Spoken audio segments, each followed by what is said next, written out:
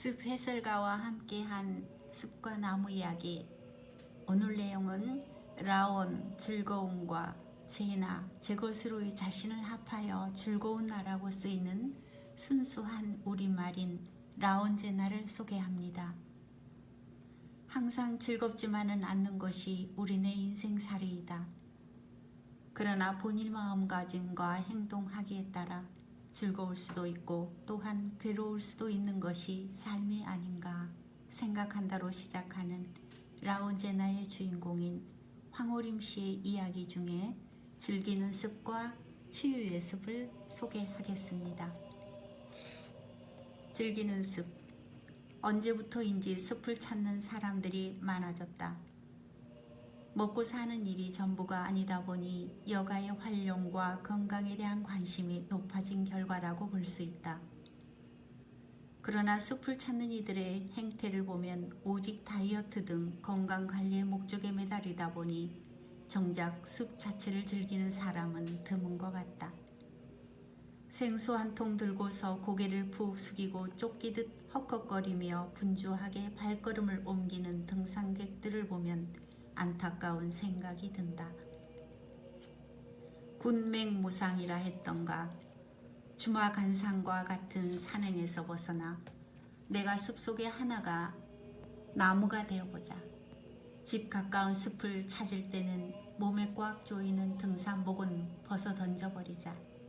헐렁한 옷으로 갈아입고 번잡한 일상을 잠시 잊고 허파과리가 최대한 팽창할 때까지 숨을 깊이 들이마셨다가 길게 내뱉어보자. 기분이 한결 상쾌하고 차분해지며 온몸의 긴장이 풀리는 것을 느낄 수 있을 것이다. 여름철 더욱 풍부해진 숲의 최고의 선물인 피톤치드와 음이온의 덕분이다. 이제는 오감을 활짝 열고 서서히 앞으로 나아가보자.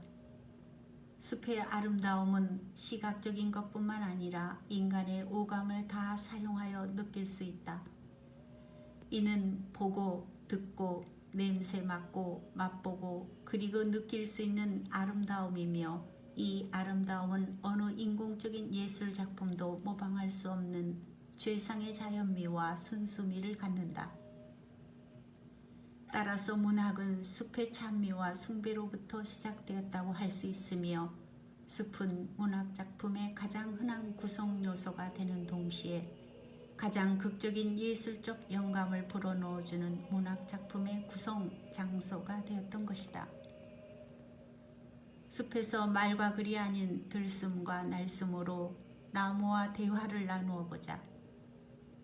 나무는 내가 내뱉는 이산화탄소를 마시고 나는 나무가 내뿜는 산소를 마신다는 것을 알면 이미 내가 숲과 소통을 하고 있음을 느낄 수 있을 것이다. 귀를 기울여 보면 숲에서는 이미 오케스트라가 시작되었다.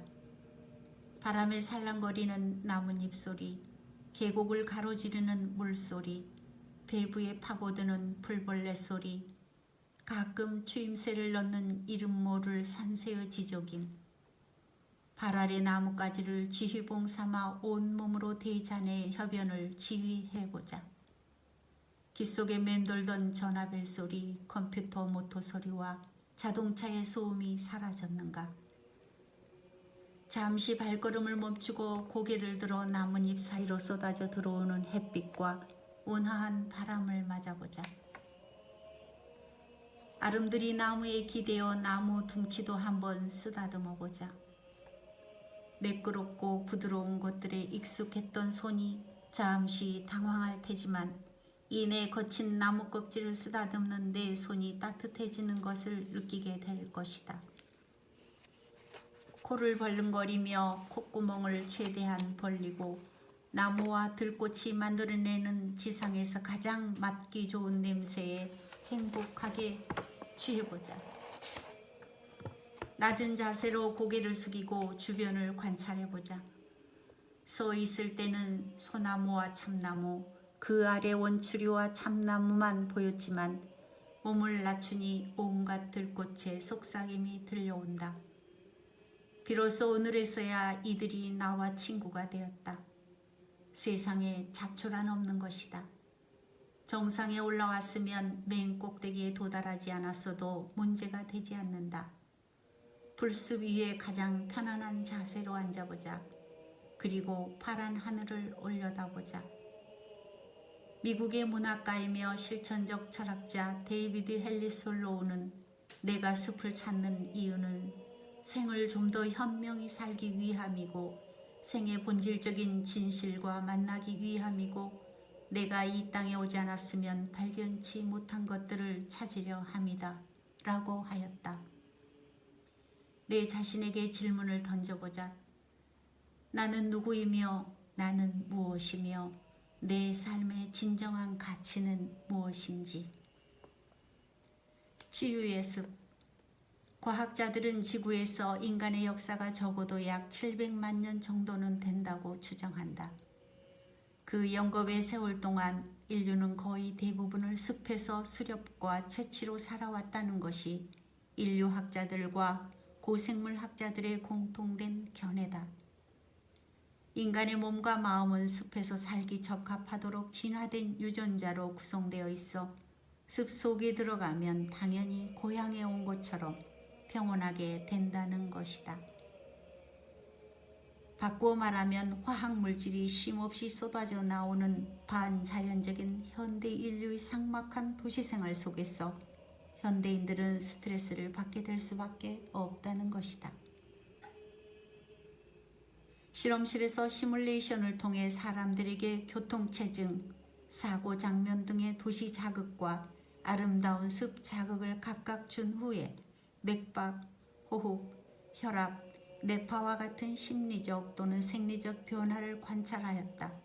그 결과 도시 자극을 받은 사람들은 심리적, 생리적으로 불안해져 호흡과 맥박이 빨라지고 혈압이 올라가며 근육이 수축되는 스트레스 상태가 된 반면 숲의 아름다운 모습을 본 사람들은 수분 이내의 모든 수치가 정상 상태로 돌아오는 것을 관찰할 수 있었다고 한다. 심지어 병원에 입원 환자들에게 창을 통해 숲을 보여주자 회복이 빠르고 진통제의 투여량도 적었다고 한다. 이것이 사바나 이론이다. 개인적인 행복을 추구하는 웰빙 문화와 더불어 건강과 지속적인 성장을 추구하는 사회적 웰빙이라고 할 수 있는 이른바 로하수족이라는 새로운 생활 방식이 생겨나면서 어느 때보다도 자연 친화적인 삶에 대한 국민들의 욕구와 관심이 높아지고 있다.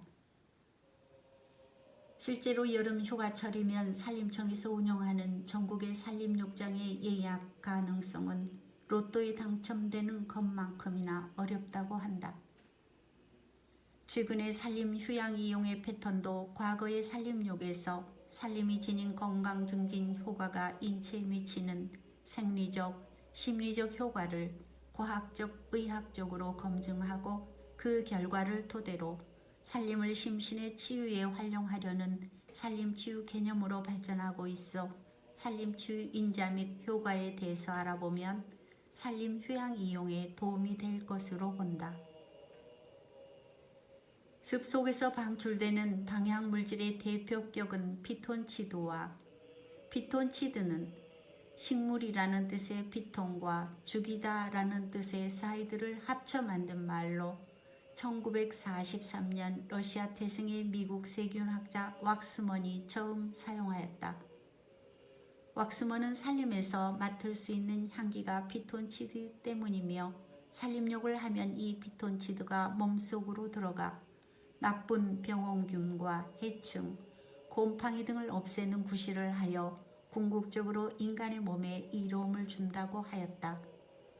일반적으로 피톤치드는 식물이 병원균, 해충, 곰팡이에 저항하려고 수목 스스로 만들어 발생하는 휘발성 물질로서 그 주성분은 테르핀이라고 하는 유기 화합물로 알려져 있다. 피톤치드 효과를 극대화하는 산림욕 방법은 계절적으로는 봄, 여름이 좋고 시간대는 정오 무렵이 좋다. 화렵수보다는 침엽수가 많은 곳이 효과적이며 산꼭대기보다는 산 중턱이 효과가 좋다. 도심 속 강한 햇빛은 자외선 노출 때문에 건강에 해롭지만 숲속에서는 나뭇잎의 필터 작용으로 한여름에도 적당한 일광욕이 가능하다. 이러한 간접적인 햇빛은 비타민 D의 합성을 돕고 세로토닌을 잘 분비시켜 몸에 활력을 주고 심신에 생기를 불어넣어준다. 비타민 D는 뼈를 보호하고 암을 유발하는 세포의 증식을 억제하는 역할을 하며 세로토닌이 부족하면 일반적으로 활력이 떨어지고 심신이 위축되어 기분이 가라앉고 심하면 우울증으로 발전하게 된다. 숲속에는 계곡의 신경 안정제로 통하는 음이온이 풍부하다.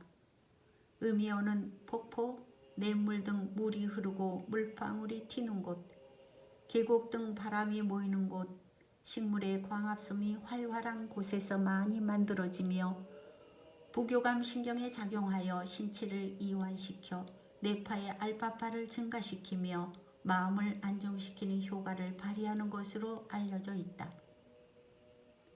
숲에서 헐렁한 옷차림과 편한 신발을 신고 체조나 운동을 하면서 심호흡을 하면 음이온, 피톤치드, 산소 등 우리 몸의 유일한 물질을 더 많이 마실 수 있다고 한다. 일반적으로 도시의 공기 중 산소 농도는 약 20.9% 정도이다. 산림은 이보다 1. 내지 2% 정도 더 많은 산소를 함유하고 있다. 숲의 공기는 이처럼 산소 농도도 높지만 질적인 측면에서도 도시보다 훨씬 청정한 상태이다.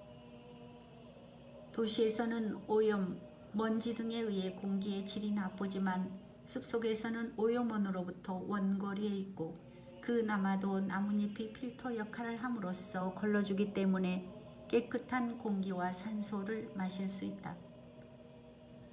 숲속에서는 소리조차도 우리 몸에 이롭다. 바람에 흔들리는 나뭇잎의 사각거리는 소리, 풀벌레 소리, 산새의 지저김, 시냇물 소리 등 숲속의 소리는 불규칙과 규칙이 조화된 리듬을 지님으로써 기분을 편안하게 하고 긴장을 완화시킴으로써 쾌감을 부여한다. 또한 숲의 아름다운 경관을 보는 것만으로도 마음의 안정 효과는 매우 큰 것으로 알려져 있다.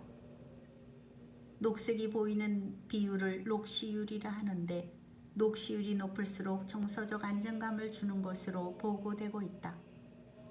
같은 아파트라도 산이 보이는 쪽이 프리미엄이 붙어 값이 비싼 이유가 있다. 숲과의 교류 없이는 건강하고 행복한 삶도 없다. 그러나 이처럼 소중한 산림의 혜택을 누리기 위해서는 끊임없이 나무를 가꾸고 심으며 숲을 보존해야 될 의무를 이행했을 때만이 가능하다는 것도 잊지 말아야 하겠다. 지금까지 라온제나 중의 일부를 소개해드렸고 저는 쪽동백숲에서 책 읽는 나무였습니다. 감사합니다.